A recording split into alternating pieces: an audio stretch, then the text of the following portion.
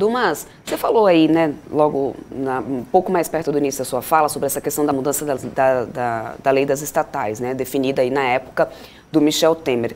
E a gente teve, agora há pouco, né, uma denúncia da Anapetro, que é a associação ali dos acionistas minoritários, da Petrobras, sendo entregue à CVM, questionando justamente, né, o Caio Paz de Andrade, e o currículo dele já foi muito questionado na semana passada por esses minoritários ali, falando que ele não tinha capacidade ali técnica e também, né, no currículo dele também não teria experiência, ou que iria contra a lei das estatais, também da própria lei de governança da companhia. Acredita que essa tentativa de mudança, né, da lei das estatais agora por parte do governo seria para facilitar a entrada de um diretor e um presidente que realmente possa conseguir fazer alguma intervenção favorável ao governo, porque já é o quarto, né, a quarta indicação, no caso, né, de presidente por parte do governo federal, mas que até então não atingiu as expectativas do governo, que é assegurar esses preços. Seria uma manobra, na tua opinião?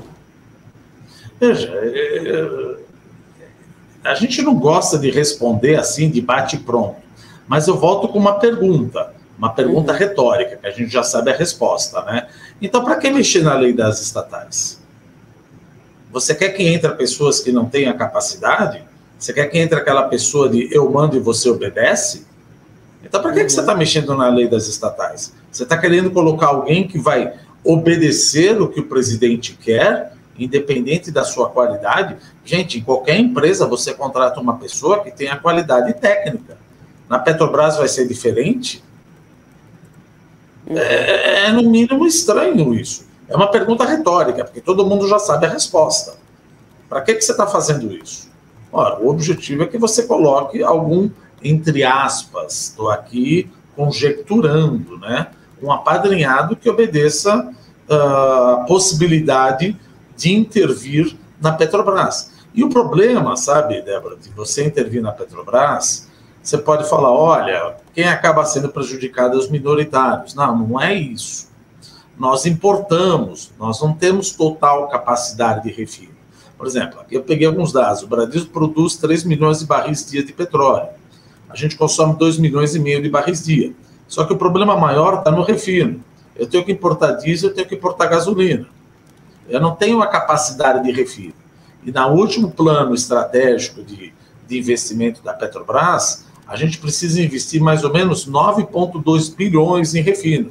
E nesse plano mostra que a Petrobras vai investir 6 bilhões de reais de refino. Mas por que será? Isso é importante. Por que será que outras empresas estrangeiras ou brasileiras não entram no mercado de refino? Como é que eu vou entrar no mercado de refino brasileiro se o monopólio de refino continua sendo da Petrobras? Se a Petrobras, não esse governo, qualquer governo que entra, ou, por exemplo, o governo do PT, que está falando que vai abrasileirar isso daí, ele baixar na canetada o preço do diesel e da gasolina, o que acontece? Aquele cara que investiu 10 bilhões de dólares vai refinar e tem um custo maior. Ele vai perder competitividade, ele vai quebrar. Por isso que você não tem investimento de outras empresas em refino. Se você não tem, então você fica nas mãos da Petrobras. Não, mas a Petrobras poderia, então, investir cada vez mais em refino. Isso, viramos uma Venezuela. Não tem problema. Você domina completamente, faz um monopólio, deixa o preço lá embaixo, a 2 o preço da gasolina, e aí você não vai ter caixa suficiente para explorar o pré-sal e muito menos para fazer mais refinaria. No final, vou ter que importar. Então, não é questão de privatizar a Petrobras. Não é isso que vai baixar o preço. É questão de ter mais competição sem que a Petrobras atrapalhe na área de refino. Você vai nos Estados Unidos, você tem um posto diferente a cada esquina. E aqui eu não tenho competição, eu não posso ter.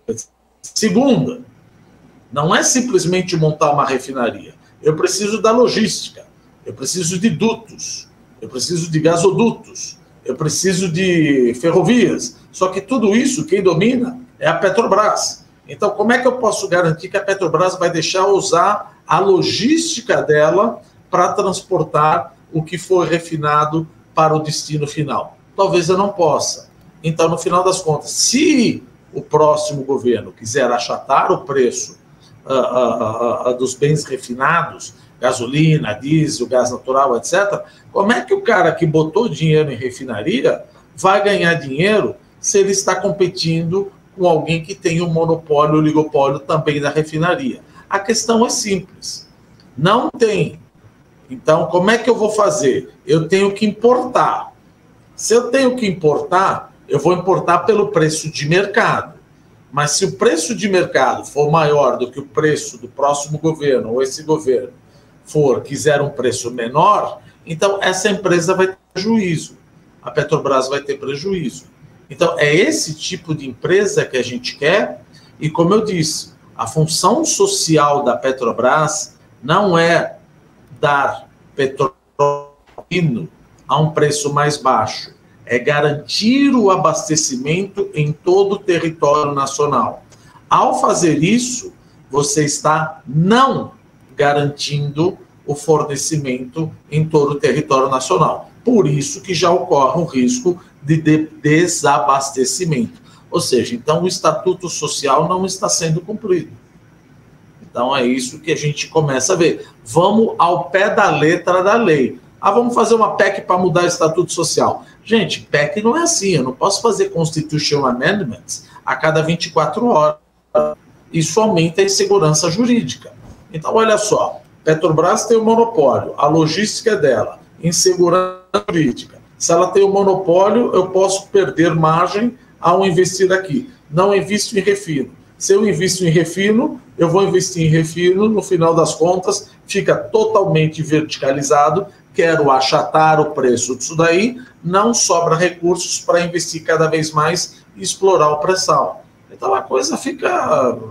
E aí o risco Brasil sobe. Vai falar, por que o risco Brasil sobe? Por todas essas medidas.